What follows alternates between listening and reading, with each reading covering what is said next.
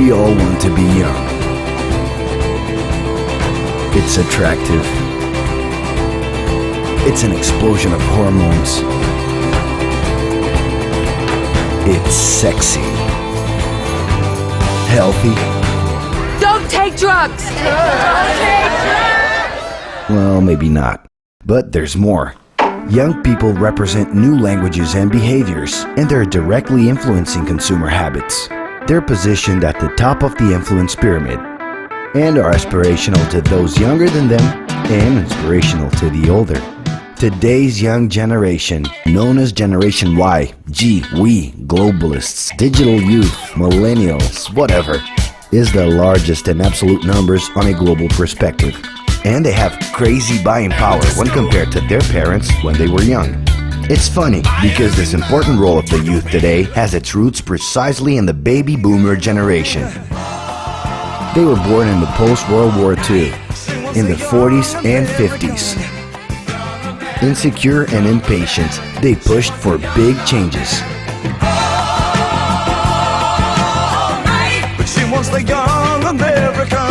They were the first generation to conquer the right to be young, inventing what came to be known as the youth lifestyle. If your time to you is worth saving, then you better start swimming or you'll sink like a stone, for the times they are a-changing. They were handed the keys to the house and the freedom to come and go.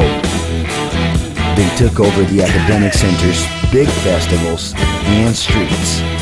Because of this, they were nicknamed Liberated Youth. From the outside, it seemed they were a little nutty, but the talk of peace, love, free sex, and flower power stayed influencing behavior till today.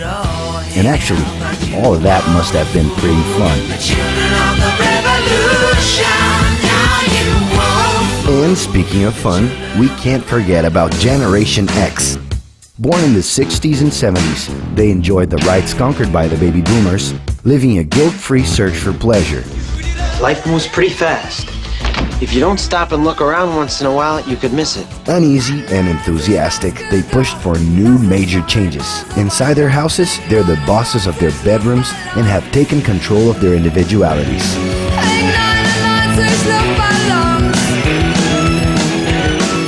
Generation X is in love with stereotypes, fed by marketing and publicity boom. As much as in the corporate universe as in entertainment, Generation X is remembered as the competitive youth. It's not just a job for him, it's a war. But now is a whole different game. Young people have changed the rules again.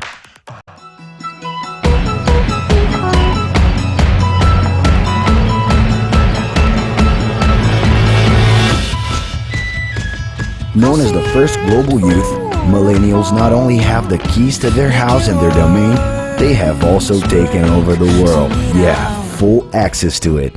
Steered by the internet, their identities are transcending the place they're from.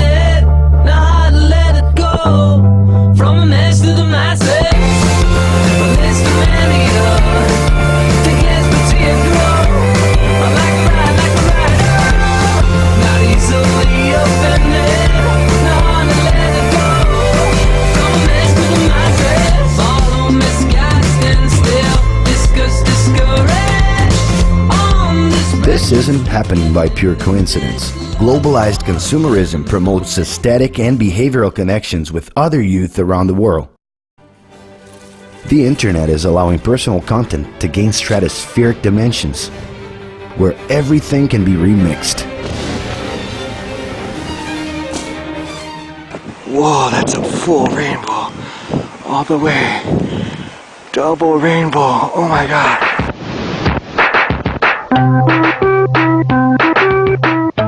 Over just a few days, content can turn into various global internet memes. Double rainbow all the way across the sky.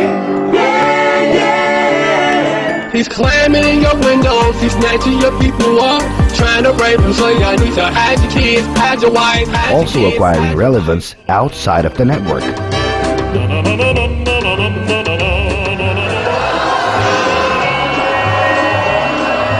Obviously, all of this has consequences. The excess of information and possibilities is causing this young generation to have general chronic anxiety. It's getting more and more necessary for them to choose the right filters to organize their experiences with all of that content and people in their lives. The fear of being overwhelmed and lost among the crowd forces them to use hyperbolic languages to express themselves. I am like so in love with Twilight. Leave Britney alone!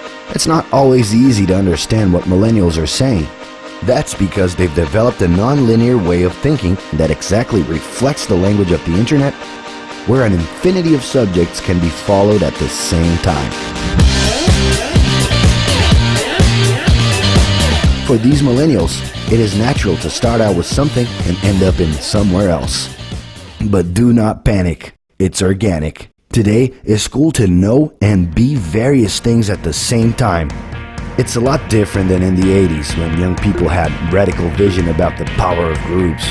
You were one thing or another. In the 90s, the power of the tribes was no longer such a cool thing to be associated with. Some started calling themselves normal in order to pass through the different groups. Today, being normal has become boring. And in spite of neutralizing differences, it is cool to express them. All the single ladies, all the single ladies, all the single ladies, all the single ladies, all the single ladies, all the single ladies, all the single ladies. It is possible to be a surfer, DJ, rocker, nerd, cinephile, designer at the same time. We're talking about the most plural youth generation in history. It is a plurality which guarantees that the young can simultaneously recognize themselves even with their personal differences. Their new extended social network has resulted in a bigger number of short-term style personal relationships. It is also visible in their work, in which traditional career plans and hierarchical systems are losing strength. More and more, they want to unite work with pleasure. But that's not so they can achieve a hedonistic lifestyle. Pleasure comes in pre-programmed breaks. Young millennials are pragmatic. They're also more realistic. Their big idols aren't the most idealized figures, but instead are common people who realize small possible dreams that aren't utopic. They are the faces of the new economy, ruled by open source and crowdsourcing and independent initiatives that, with the power of the internet, can have an immeasurable impact. This collective conscience is the zeitgeist of the future, leading to a scenario of opportunities. But it's not easy. The new is always intimidating. A lot of things that were not immediately understood in the past are today considered natural behavior. You can understand and take part, or comfortably sit and follow along. In the end, to be young is sexy and fun, but it's a lot more than that. It comes with questions and big ambitions. If you think you already know enough and are at peace with your place in the world, well then congratulations, you're officially dead. More than ever before, in order to understand the world, it is necessary to understand these youths, who are the catalysts to big changes. And there's an added bonus. To understand the evolution of the world is a search that could keep us young forever.